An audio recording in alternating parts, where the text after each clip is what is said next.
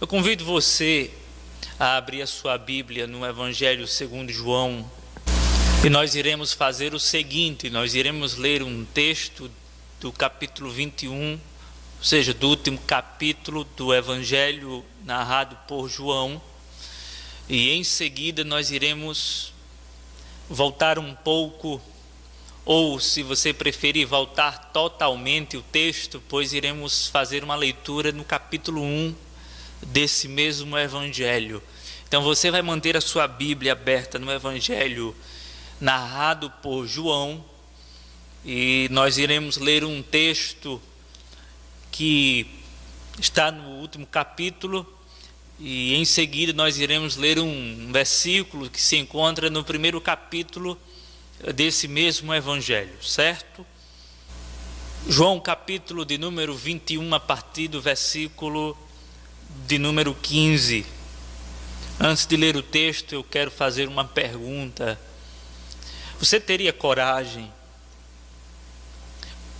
Ou melhor, você gostaria de olhar bem dentro dos olhos de Jesus e ao mesmo tempo permitir Jesus olhar bem dentro dos seus olhos? Você gostaria de estar face a face com Jesus? Se isso fosse possível agora, nesse momento, você teria coragem de olhar bem dentro dos olhos de Jesus e ao mesmo tempo permitir Jesus olhar bem dentro dos seus olhos? E se você tiver essa coragem, e se isso for possível, qual seria a sua sensação?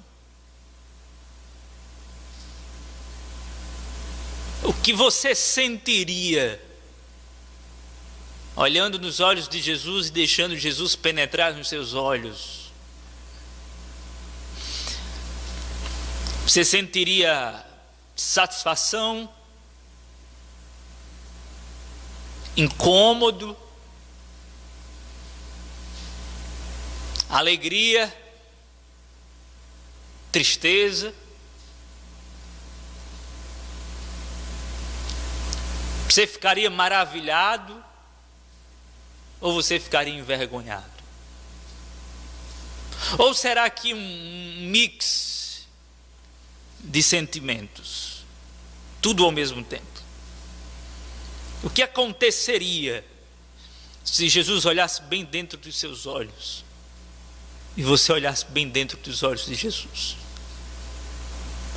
João capítulo de número 21, a partir do versículo de número 15,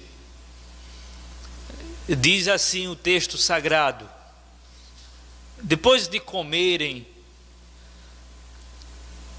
Jesus perguntou a Simão Pedro.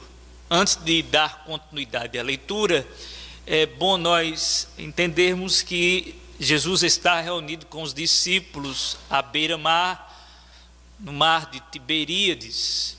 Eles estão comendo, fazendo uma refeição, provavelmente batendo um papo, conversando, e de repente Jesus se volta para um dos discípulos, o discípulo chamado Simão Pedro. O texto não nos diz, mas não temos o problema de tentar reconstruir o cenário e perceber nas entrelinhas que Jesus, enquanto come, interrompe esse momento sagrado e dirige o seu olhar a Simão Pedro. Porque quando ele fala a Simão, ele não fala a Simão, pelo menos eu assim o entendo, olhando para um outro discípulo. Não teria muito sentido falar com você aqui e agora olhando para aquelas cadeiras.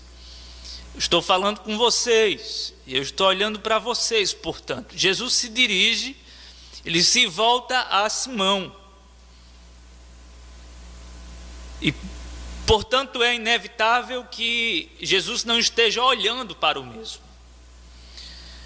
Depois de comerem, Jesus voltou seu olhar para Simão Pedro e perguntou: Simão, filho de João, você me ama mais do que estes?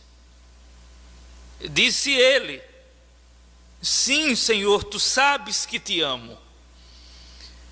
Disse Jesus: cuide dos meus cordeiros. Novamente Jesus disse: Simão, filho de João, você me ama? Ele respondeu: sim, Senhor, tu sabes que te amo.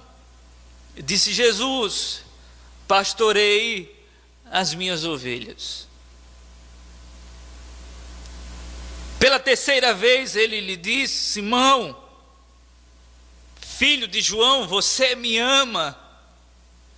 Pedro ficou magoado por Jesus ter lhe perguntado pela terceira vez: tu me amas? E então disse: Senhor, tu sabes todas as coisas e sabes que te amo. Disse-lhe Jesus: então cuide das minhas ovelhas. Digo-lhe a verdade, Simão. Quando você era mais jovem, vestia-se e ia para onde queria. Mas quando for velho, estenderá as mãos e outra pessoa o vestirá e o levará para onde você não quer. Jesus disse isso para indicar o tipo de morte com a qual Pedro iria glorificar a Deus. E então disse para ele: siga-me. Agora, por favor, volte algumas páginas e vá para o capítulo de número 1 desse mesmo evangelho. Capítulo 1, versículo de número 42. Diz assim o narrador sagrado: e o levou a Jesus. Jesus olhou para ele e disse: tu és Simão, filho de João, mas tu serás chamado Cefas, que quer dizer Pedro. E o levou a Jesus, e Jesus olhando para ele, perceba, e Jesus olhando para ele, disse: tu és Simão, filho de João, e tu serás Cefas, que quer dizer Pedro. Espírito, nos ajude em nome de Jesus. Amém. Meus amados, depois de 430 anos de silêncio de Deus sobre a face da terra, de repente um homem resolve quebrar o silêncio. Em um deserto distante, conhecido como deserto da Judeia, um homem estranho, aparentemente, que se vestia com uma roupa estranha, porque a sua roupa era pelo de camelo, e que tinha um cinturão estranho, porque era um cinto de couro estranho, e que se alimentava, tinha uma dieta estranha, porque o mesmo se alimentava de gafanhotos e mel silvestre. Este homem que nós conhecemos muito bem, ele, debaixo da autoridade do próprio Deus, sendo ele o último dos profetas, Ele se levanta no meio do nada e ele quebra um silêncio que paira na terra, ou que pairava sobre a terra por 430 anos. E ele quebra o silêncio erguendo a sua voz, como uma voz que clama no deserto, dizendo o seguinte: arrependei-vos, pois o reino de Deus está próximo. As multidões então afluíam até a sua presença para ouvir a sua mensagem. Percebendo ele então a presença de alguns líderes da religião, fariseus, saduceus, João então, cheio do poder do Espírito, ele diz: raça de víboras, quem vos fascinou a fugir da ira vindoura? Produzir frutos dignos de arrependimento. Não pensem que basta dizer temos por pai a Abraão, porque saibam vocês que destas pedras Deus pode suscitar filhos a Abraão. O machado já está posto à raiz da árvore, e toda árvore que não produzir bom fruto será cortada e lançada ao fogo. Eu vos batizo com água para arrependimento de pecados, mas aquele que vem depois de mim e que é maior do que eu, o qual eu não sou digno nem de desatar as sandálias dos seus pés, ele é mais poderoso do que eu, e ele vos batizará com o Espírito Santo e com fogo. Ele tem a pá em sua mão, pegará o trigo na sua eira e colocará na sua eira, e com a mesma pá ele vai pegar a palha e vai lançar no fogo inextinguível. Essa era a mensagem do profeta João Batista, e ele estava se referindo ao Messias, ao libertador de Israel, a esperança do povo sofrido, a esperança judaica que agonizava face às pressões do mal. Depois dessa mensagem poderosa, é interessante que enquanto João está batizando, uma multidão enfileirada está para confessar pecados. João se surpreende porque aquele que é maior do que ele aparece no meio dessa fila para ser batizado por ele. E João é surpreendido e constrangido quando ele vê o seu primo Jesus, ou Cristo. Ele diz: como é que vens a mim? Eu é que tenho que ir a ti. E aí Jesus deixa muito claro para João, seu primo, o Batista: é necessário que se cumpra toda a justiça. Aí João batiza o Filho de Deus, e quando isso acontece, em seguida algo espantoso se estabelece.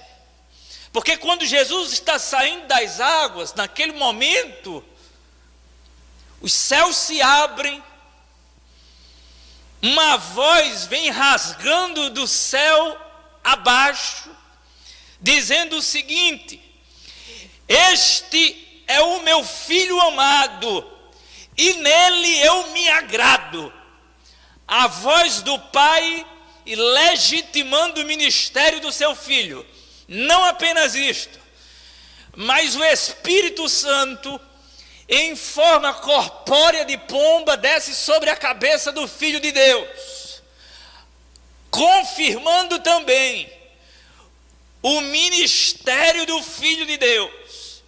João então vê uma cena de tirar o fôlego, e diante dessa revelação, A mensagem de João agora é uma: eis o Cordeiro de Deus que tira o pecado do mundo, a este segui.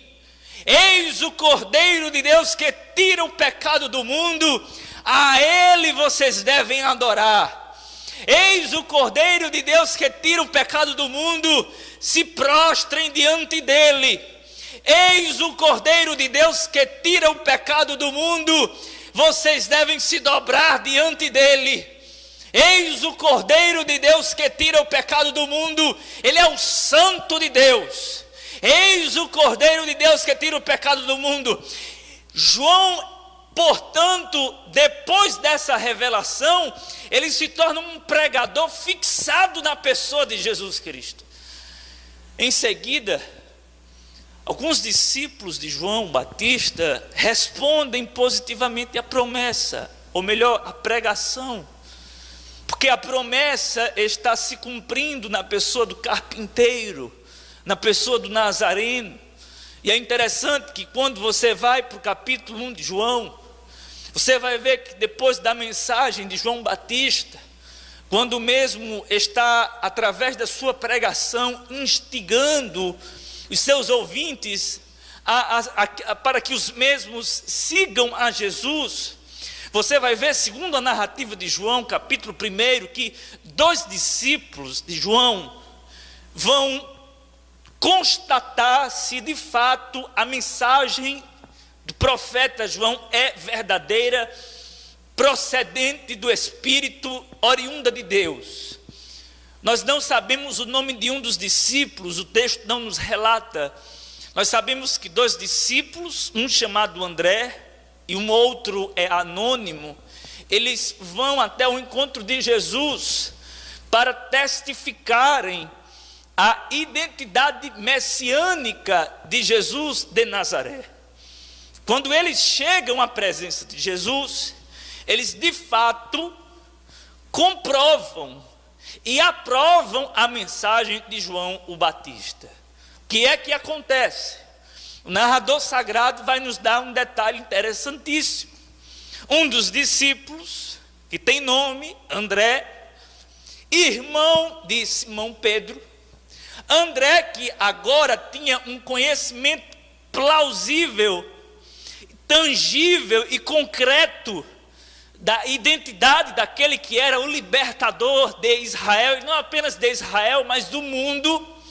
André, imediatamente, ele entra num processo de missão evangelística e vai atrás do seu irmão Pedro, para que o seu irmão Pedro entre dentro dessa turma que agora está tendo conhecimento daquele que está palmilhando este mundo para libertar o povo das trevas.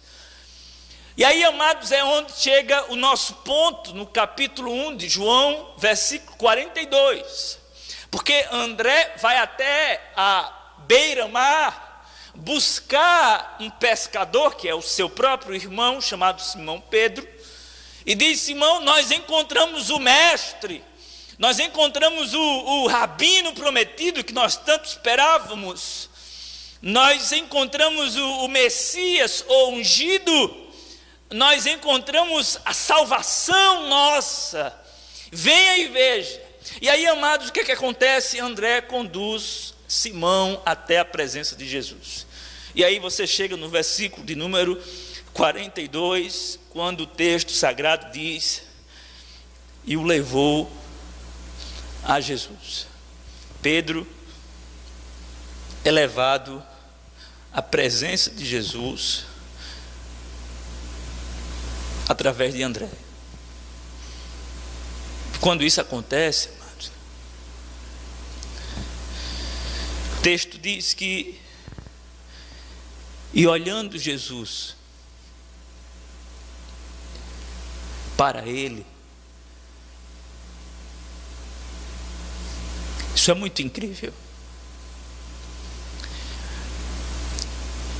Esse e olhando Jesus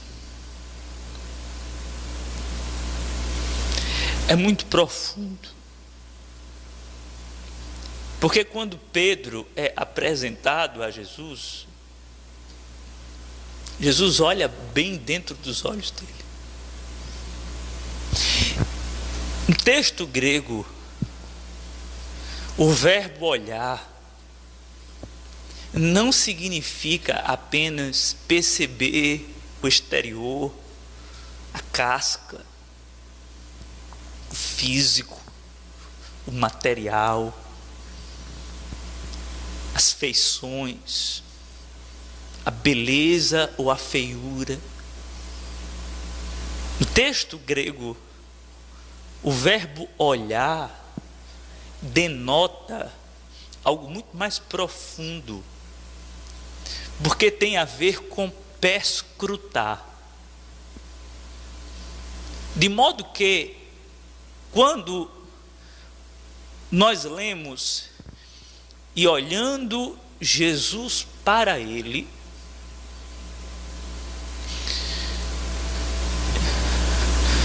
eu acho muito fantástico isso, amados, porque Jesus diz: Pedro, você não precisa se apresentar. Eu sei quem você é. Eu conheço você.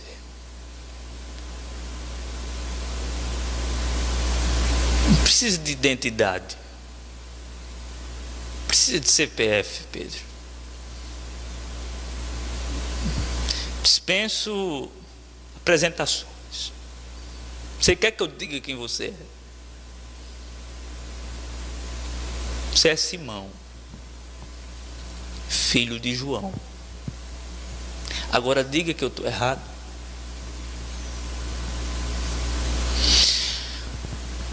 Agora, queridos, a questão ainda é muito mais profunda do que nós podemos imaginar. Porque quando o texto diz que e Jesus olhando para ele, já que o verbo olhar é perscrutar, a ideia é que Jesus entra dentro da alma deste homem. Jesus invade as janelas da alma dele, que são os olhos. Jesus penetra, Jesus perscruta, ele sai fazendo um escrutínio de onisciência divina, de modo que nada escapa à sua capacidade de perceber as coisas. Ele entra dentro deste homem chamado Simão. Tem um homem diante dele, um homem pecador, um homem pescador e pecador. E Jesus olha para ele. Quando Jesus olha, ele vai para dentro da alma dele. Jesus vai para as regiões mais escuras. Jesus vai para as regiões mais abissais da existência desse ser. Jesus, ele vai lá para dentro. Jesus, ele vai lá para os corredores mais tártaros da vida desse homem. Nada escapa ao seu olhar. E não é à toa que ele chega à seguinte conclusão: tu és Simão, filho de João. E esse tu és Simão é ainda muito mais significativo para dar razão e para dar significado ao que Jesus faz quando ele está num processo de olhar, porque na cultura judaica o nome estava vinculado muitas vezes, ou na maioria dos casos, ao caráter da pessoa. E como vocês bem sabem, Pedro é um discípulo, embora com suas qualidades, mas Pedro é um discípulo bem ou bastante estigmatizado. E ele não é estigmatizado à toa, sem razão. Ele é estigmatizado porque de fato ele foi estigmatizado. A sua história o estigmatiza. Quando Jesus olha para ele e olha para dentro dele, Jesus diz: eu conheço você do fio do cabelo ao dedo do seu pé. Eu sei exatamente quem você é. Eu sei da sua estrutura. Eu conheço a sua estrutura física, emocional, psíquica, espiritual. Eu tenho você na palma da minha mão, nada escapa ao meu olhar, você não foge de mim, você não tem como esconder nada do meu olhar. Eu estou percebendo coisas em você que nem você mesmo percebe. Amados, quando Jesus vê esse homem, Jesus não vê um homem qualificado. Pelo contrário, Jesus vê um homem desqualificado. E o interessante é que Jesus recruta um homem desqualificado para o seu trabalho. As pessoas têm mania de dizer que Deus nos escolheu por alguma razão que havia lá no fundo do nosso coração, alguma razão positiva. Mas na verdade, queridos, olhando para esse texto, a gente fica assim meio que sem saber por que é que Jesus escolheu este homem chamado Pedro. Alguém vai dizer, é porque ele era um homem muito curioso, e a gente vai ver isso lá nas parábolas. Ele sempre pergunta, e um bom líder é aquele que é curioso, que pergunta.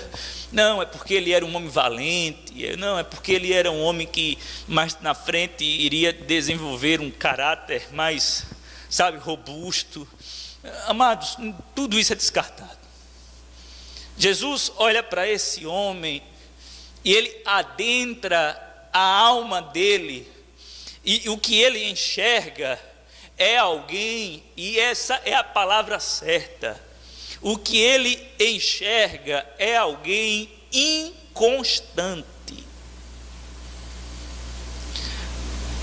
Alguns estudiosos vão sugerir, isso não é seguro, mas alguns vão sugerir que a palavra Simão, em sua etimologia, e isso estudando a origem da palavra bastante, porque se você for pesquisar no dicionário hoje, Simão significa famoso. Mas alguns sugerem que Simão significa cana que é agitada pelo vento. Quando Jesus olha para esse homem, esse pescador, Jesus está dizendo, você é uma cana agitada pelo vento. O que é uma cana agitada pelo vento? Uma cana agitada pelo vento é algo que não consegue ficar numa mesma posição, que fica para um lado e para o outro. Na verdade, Jesus está dizendo assim, você é um bipolar, talvez um esquizofrênico. Você acha que Pedro poderia ser um esquizofrênico, psicólogo? Aí. Será que de repente assim, ele está dormindo lá no Getsemane e pega uma espada e quer cortar a cabeça? Não sei.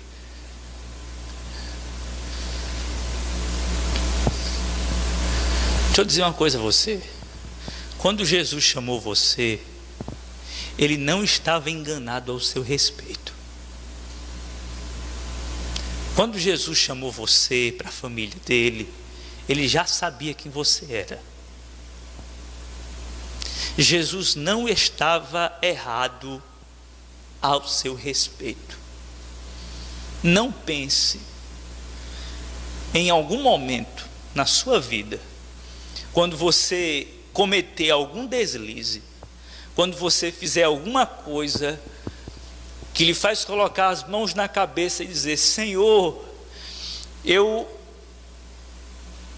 tentei, mas não deu certo. Não pense que Deus também está com a mão na cabeça, dizendo, eu apostei tanto em você, mas você não deu certo. Na verdade, amados, Jesus não está apostando em Pedro. Jesus está dizendo, eu sei quem você é, e eu não aposto em você. Eu não aposto em você. Agora, eu vou recrutar você. Eu estou chamando você. Eu vou fazer você um pescador de gente, de alma, de homens. Eu vou transformar a sua existência. Eu vou fazer uma obra na sua vida. Eu estou derramando graça sobre o seu coração perverso. Eu estou derramando um dilúvio de amor sobre a sua existência bipolar, porque eu amo vocês somente por causa disso.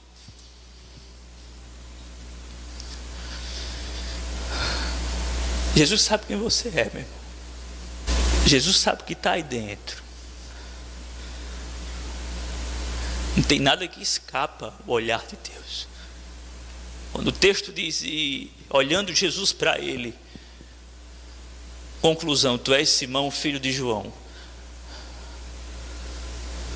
É como diz um provérbio, uma pulga preta em cima de uma mesa de mármore preta, numa sala escura, numa noite sem lua, o Senhor vê. Uma pulga preta em cima de uma mesa de mármore preta, numa sala escura, numa noite sem lua, o Senhor vê. O Senhor vê a escuridão da alma desse homem. O Senhor enxerga as trevas que habitam a alma deste homem. Mas mesmo assim o Senhor diz, tu és Simão, conheço seu pai, João. Eu tenho um plano na sua vida, meu filho. Jesus não estava equivocado quando chamou Pedro. E a maior prova disso, gente, é quando Jesus, por exemplo, lá na frente, diz a ele, Pedro, eu não confio em você, como você bem sabe, porque você vai me negar 3 vezes, Pedro. Eu, Senhor, sim, você. Eu sei quem você é.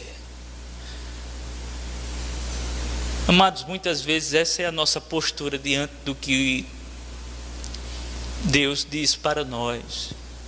Eu, Senhor. Eu não sou isso, não. Eu, pelo amor de Deus, mais respeito comigo, Senhor. Mais respeito comigo. Eu? Sim, Pedro, você vai me negar 3 vezes, Pedro. Mas esse homem era um homem inconstante.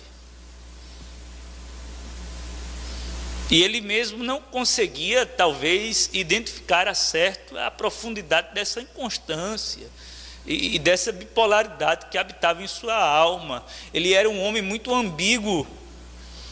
Por exemplo, você tem aquela passagem onde Pedro está no barco com os discípulos, Jesus está andando sobre as águas, os discípulos gritam, é um fantasma. O que é que Pedro faz? Quando Jesus diz, não temas, sou eu, o que é que Pedro faz? Senhor, então se és tu, manda-me ter contigo. E aí Jesus diz, vem. E aí Pedro começa a andar sobre as águas, mas o que é que acontece logo em seguida? Ele começa a afundar. Ele dá 1, 2, 3 passos e começa a afundar. E aí Jesus pacientemente segura sua mão, não o permite morrer afogado. Diz, homem de pequena fé. A quem aqui não se lembra, por exemplo, do episódio lá em Cesareia de Filipe, quando Pedro está com os discípulos, Jesus está numa reunião em secreto com os mesmos e faz uma pergunta crucial: o que é que vocês acham de mim? Qual é a minha identidade? E aí Pedro diz, tu és o Cristo, o Filho do Deus vivo.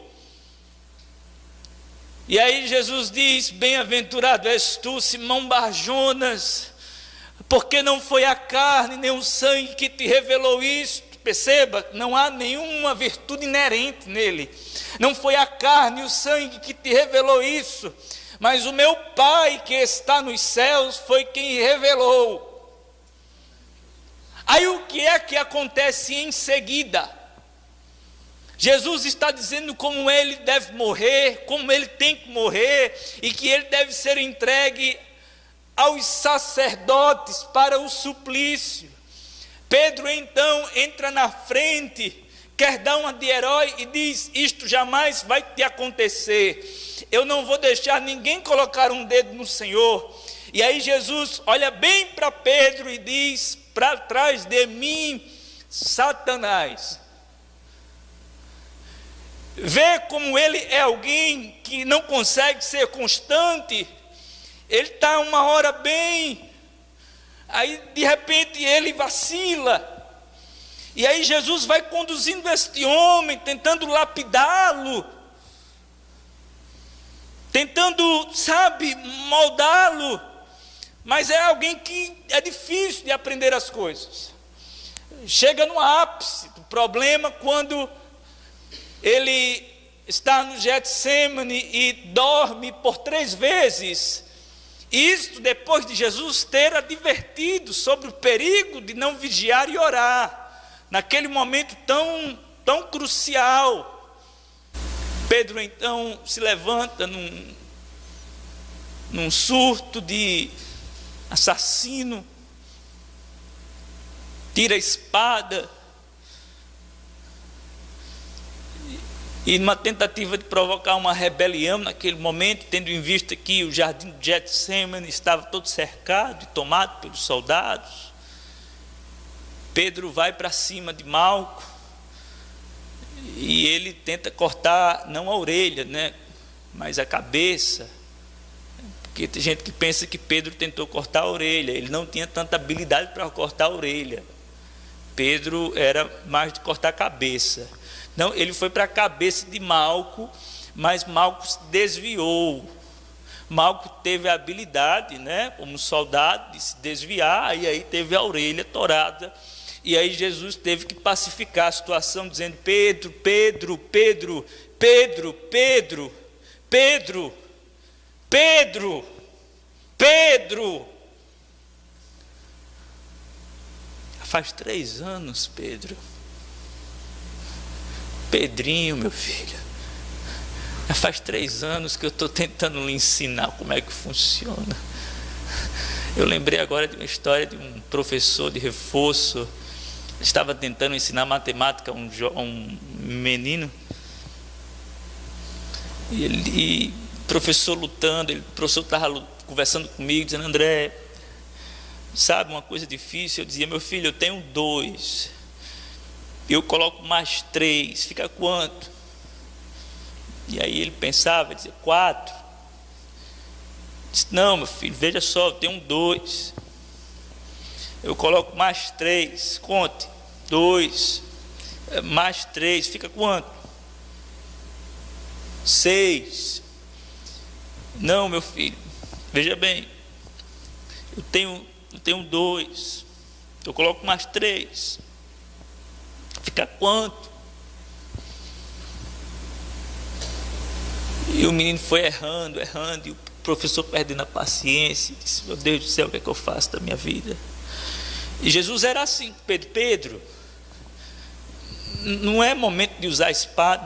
Aliás, não se usa espada, Pedro. Eu já ensinei lá no Sermão do Monte que não funciona assim, Pedro. Você não sabe, meu filho, que quem fere com a espada será ferido, Pedro. Pedro então chega ao clímax da sua esquizofrenia espiritual, quando ele, diante do Jesus que está sendo julgado dentro do templo, ele começa a negar ininterruptamente. Quando a moça sai e o vê e percebe que ele era um deles, diz: este homem estava com ele. E aí ele diz: eu não. Pela segunda vez, este homem estava com ele, este homem é um galileu como ele. E aí Pedro diz: isso é calúnia, está levantando calúnia contra a minha vida, eu processo, isso dá processo, eu não estava com ele, e se repetir isso, olha, eu vou para a justiça, ninguém tem prova aqui. E pela terceira vez, a menina o reconhece e diz: eu estou reconhecendo ele. Este homem aí, porque Pedro estava do lado de fora se aquecendo, você vai ver isso no capítulo 18 de João, ele está se aquecendo com os soldados que prenderam Jesus, enquanto Jesus está sendo julgado do lado de dentro do pátio, Pedro do lado de fora, negando aqui fora, se aquecendo com os soldados, com os inimigos de Jesus. Pela terceira vez, quando a moça passa e diz: ele estava, eu tenho certeza, é igual, o retrato falado é esse aqui, olha só. E Pedro diz: eu juro pela minha mãe, eu juro pelo que você quiser, que eu nunca vi este homem na minha vida. Aí o galo canta. Aí quando o galo canta, diz o pensador, o louco Caio Fábio, que se instala a síndrome do galo.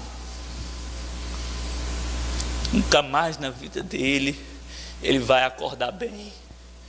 Quando o galo canta, aquele peso insuportável de que um dia negou quem não deveria ter negado jamais. Mas, amados, depois de tudo isso, acontece algo muito incrível.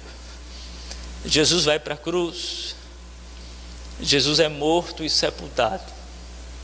Como todos nós sabemos, quando isso acontece, os discípulos, cada um para o seu próprio ninho, eles se acovardam diante da situação, se intimidam, mas ao terceiro dia Jesus ressuscita. Como estava escrito e como estava prometido, Pedro fica sabendo. Quando Pedro fica sabendo da ressurreição, eu não sei exatamente o que é que acontece dentro dele, mas lógico que, diferentemente de Judas, que comete suicídio por não suportar o peso de culpa, Pedro chora copiosamente depois da negação. Mas como nós bem sabemos, ele não tira a própria vida, mas ele volta para o cotidiano, ele volta a pescar, ele volta à pescaria, ele simplesmente talvez chega à conclusão de que não serve para ser um pescador de homens, ele chega à conclusão que não serve para ser alguém da religião e volta para o que era de costume, volta a pescar. O texto nos dá alguns relatos, amados, que Jesus, depois que ressuscita, tem alguns encontros e reencontros com os discípulos. Mas quando você chega no capítulo de número 21, você se depara com um texto que nos oferece um reencontro emocionante entre o discípulo bipolar, problemático, inconsequente, inconsistente, incoerente, entre este discípulo e o mestre da verdade. Eles estão comendo à beira-mar. A cena, ela pode ser reconstruída na sua mente, e eu imagino Pedro olhando para baixo, sem ter muita coragem de olhar nos olhos daquele que o amou, apesar e a despeito de qualquer coisa. E de repente, no meio da conversa, Jesus olha para Pedro e faz uma pergunta. Pedro, os discípulos se assustam, Pedro principalmente, coração bate forte. Não sei como ele encara essa situação, mas Jesus diz: Pedro, tu me amas? E aí Pedro diz: Senhor, tu sabes que eu te amo. E aí Jesus diz: então apacenta as minhas ovelhinhas, Pedro. Pela segunda vez Jesus pergunta: Pedro, diz de novo para eu ouvir bem direitinho. Tu me amas?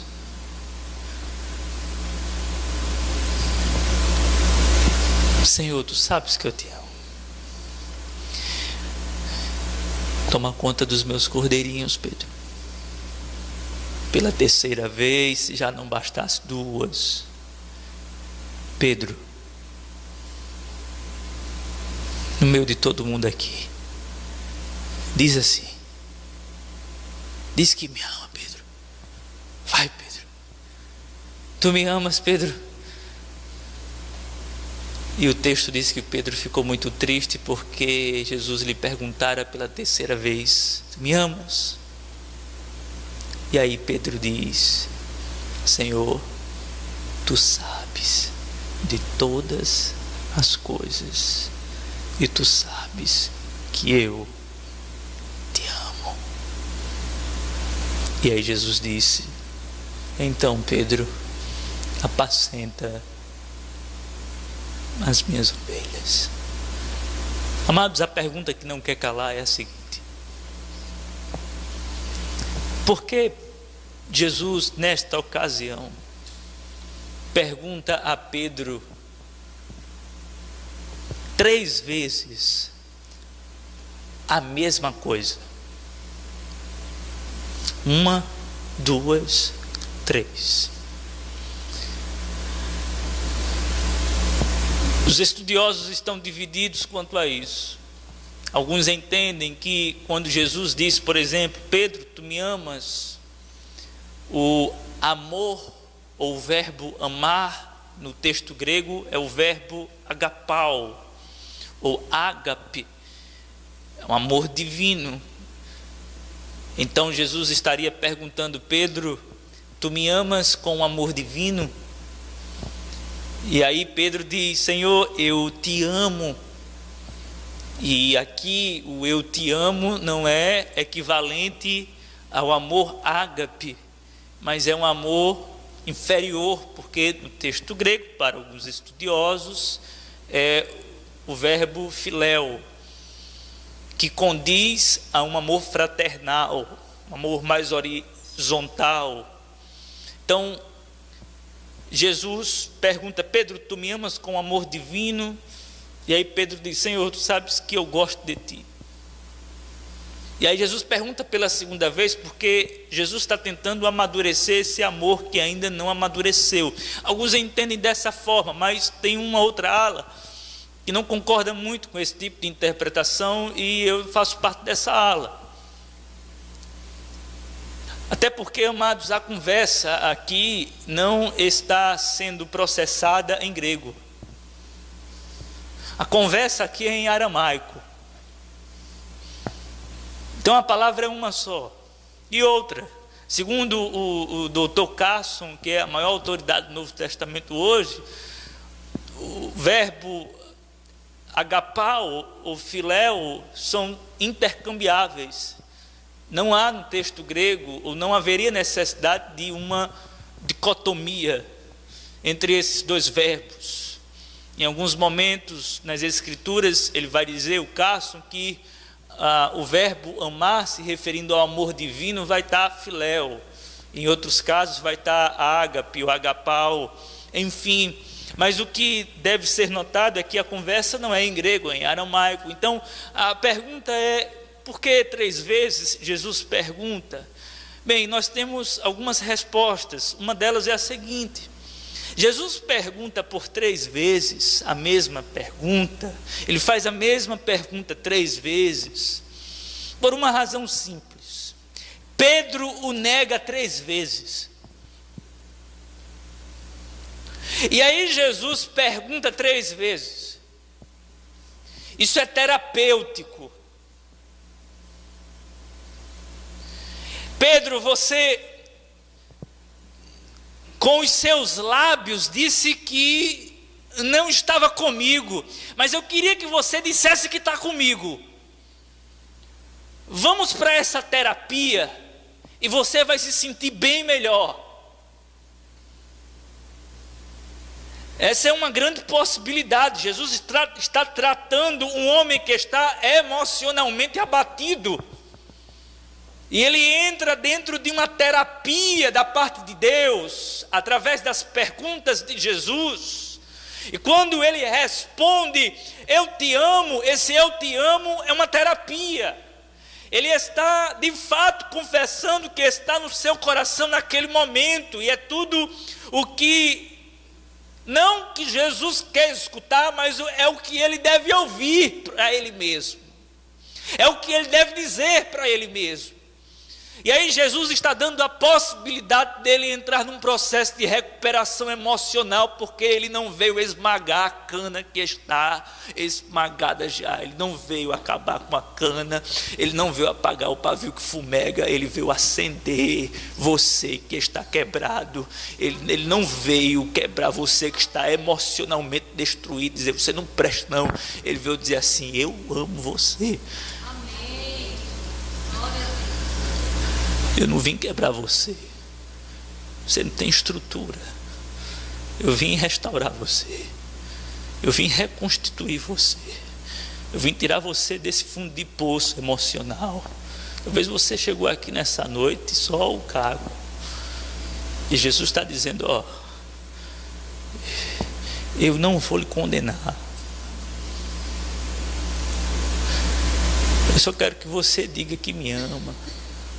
Precisa de muita coisa não. Converse comigo, fale comigo. Mas amados, essas perguntas aqui, na verdade, elas são perguntas retóricas. Aparentemente não, mas se a gente for para as entrelinhas, nós iremos perceber isso. Sabe por quê? Porque quando Jesus pergunta, Pedro, tu me amas? Jesus na verdade está dizendo, Pedro, eu amo você, independente de você. Eu resolvi amar você a despeito de você. Eu decidi amar a sua existência apesar da sua existência. A pergunta aqui é retórica, porque Jesus está dizendo o seguinte, Pedro, eu vou lhe fazer uma pergunta, porque só quem pode fazer esse tipo de pergunta sou eu. E por que só eu é quem posso fazer esse tipo de pergunta? Porque você jamais vai me perguntar esse tipo de coisa. Você nunca na sua vida vai ter a coragem de perguntar se eu lhe amo, porque você sabe no fundo da sua alma que eu amei você com amor eterno desde o primeiro dia que eu encontrei você. Jamais você vai fazer essa pergunta para mim. Agora eu faço para você, porque o seu amor oscila. Agora o meu amor por você não oscila. O seu amor por mim cai. Agora o meu amor por você não cai. O seu amor por mim pode claudicar, mas o meu é seguro, é firme, é constante, Pedro. O que Jesus está fazendo com Pedro aqui é dando um banho de amor nele. É tirando todo o peso de culpa. É dizendo, Pedro, você não está desqualificado não, meu filho. Apacenta as minhas ovelhas. Porque Jesus, amados, tinha feito uma promessa lá atrás. Tu és Simão e tu serás Cefas. E Jesus não tinha feito apenas essa promessa de mudar o nome dele, que estava muito vinculado ao caráter, mas também tinha feito a promessa do ministério. Você vai ser um pescador de gente, de almas. E está aqui Jesus dizendo, Simão, apacenta as minhas ovelhas. Ah, Senhor, mas tu sabes quem eu sou, né? Tu sabes que eu não sou tão qualificado para esse tipo de coisa. Mas quem disse que depende de você, meu filho? Eu lhe amei. Eu amei você. Jesus está dizendo para a sua vida nessa noite: ei, pare de pensar que eu parei de lhe amar. Pare de pensar que eu não lhe amo mais como antes. Pare de pensar que o meu amor está condicionado à sua performance. Pare de pensar que o meu amor está amarrado à sua moral. Pare de pensar que o meu amor está condicionado à sua maneira de pensar. Pare de pensar que o meu amor cai quando você cai. Pare de pensar que o meu amor rui quando você rui. Pare de pensar que o meu amor acaba quando você joga tudo para o alto. Pare de pensar nessas coisas absurdas, porque eu continuo lhe amando. E aí vai ter gente que vai dizer o seguinte: eu digo isso porque eu já preguei essa mensagem numa determinada igreja, e eu tive a infelicidade de não concluí-la tão bem, e o pastor desfez a mensagem no final toda. E ele desfez dizendo o seguinte: meus irmãos, é bom a gente pontuar que Jesus amou Pedro, sim, mas é bom a gente entender que ele transformou a vida de Pedro. Porque essa historinha de que Jesus ama incondicionalmente faz com que o pecador viva uma vida. Então Pedro se converte, muda de vida. Eu escutei aquilo e aprendi bastante. Aprendi tanto que fui procurar mais um pouquinho sobre a vida de Pedro.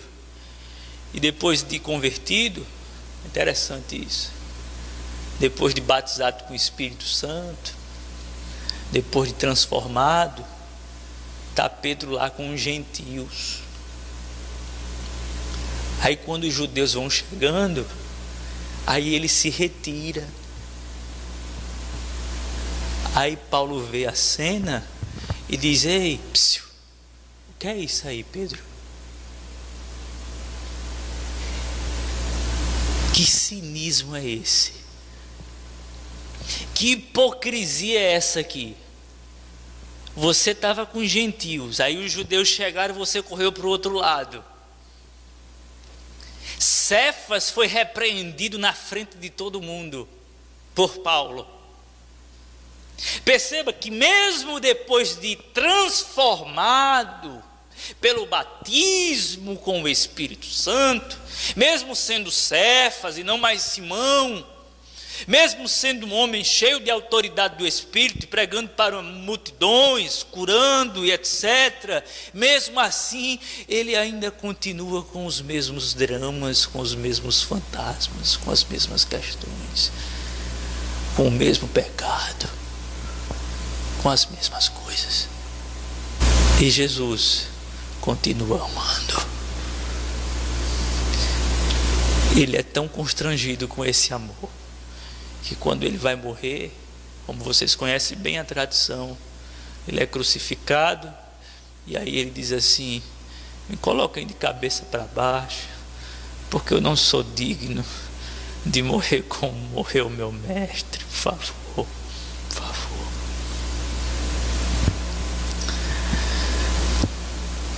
Eu concordo com o Brennan Manning que o maior pecado nosso seja o pecado de desconfiar do amor de Deus.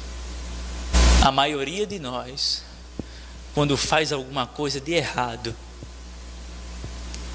tem uma ligeira suspeita de que Deus parou de sorrir.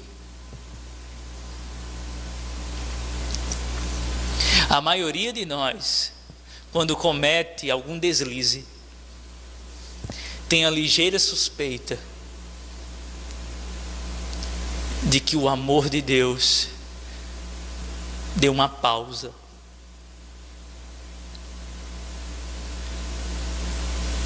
A maioria de nós ainda vive uma espiritualidade adoecida e legalista, sem acreditar muito no amor de Deus. E aí você diz: pastor, então significa que eu posso viver uma vida como eu quiser e Ele vai continuar me amando. Essa não é a questão. A questão é a seguinte: eu não sei como viver, ou melhor, eu não sei como suportar viver pecando contra um Deus que me ama tanto.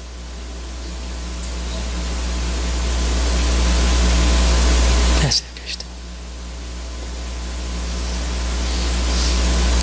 A questão não é que eu vou pegar essa mensagem e dizer: Deus me ama incondicionalmente, para sempre, eternamente, e eu vou viver uma vida de pecado. A questão não é essa.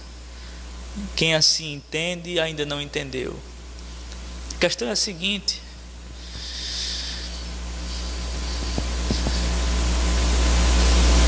quando você peca, você já peca perdoado. E pecar perdoado é pior ainda, meu amigo. Não tem nada mais constrangedor do que você errar e saber que é amado. Não tem nada mais constrangedor do que o amor de Deus. Não tem nada que nos conduza a uma vida de piedade do que saber que Deus nos ama eternamente, sem pausas, de maneira linear, ou se você preferir, de uma maneira crescente, sem declínios, mas o tempo inteiro nos amando. Eis a pergunta então que eu fiz no início, que eu quero fazer no final: qual seria a sua reação se Jesus olhasse bem dentro dos seus olhos? E se você olhasse bem dentro dos olhos de Jesus? Vergonha? Talvez. Mas será que dava para ter um pouquinho de confiança naquele que não sabe não amar? Eu queria que você fosse para casa hoje sabendo de uma coisa: Deus não sabe não amar aqueles que estão em Cristo Jesus. Deus não sabe. Pedro, conheço você. Deus diz para você nessa noite, para encerrar: minha filha, eu conheço os seus pecados, e eu sei que você vai arrastar muitos deles por muito tempo. Meu filho, eu conheço as suas tentações, e eu sei que você perde vários rounds. Meu amado, eu sei que você tenta me agradar ao máximo, mas quando cai você entra num estado de culpa que só falta ser internado. Mas saiba, meu filho, que em Cristo Jesus eu amo você. E no mesmo instante que você pecar, o meu amor é tão forte, mais do que o inferno e a morte. E eu posso lhe resgatar no mesmo instante, assim como eu resgatei Pedro quando ele ia afundando e não confiou mais em mim. Eu resgato você quantas vezes for necessário. Acredite que eu amo você. Como é que está a sua condição? Como é que você está se sentindo agora? Irmãos, não tem sensação pior e ao mesmo tempo melhor do que saber que Deus nos ama, apesar de nós. Fiquemos de pé em nome de Jesus.